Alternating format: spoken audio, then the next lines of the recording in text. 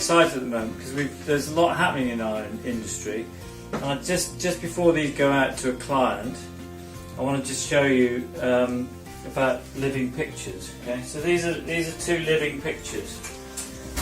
Let me just show you.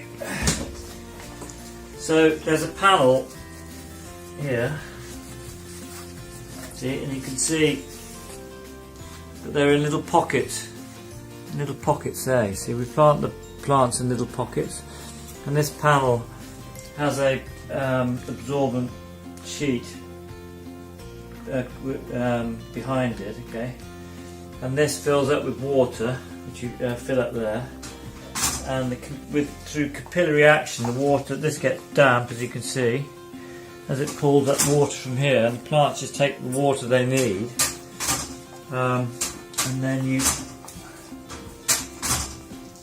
put it back in here like this. That fits nicely like that, and then you just put it up on the wall like that.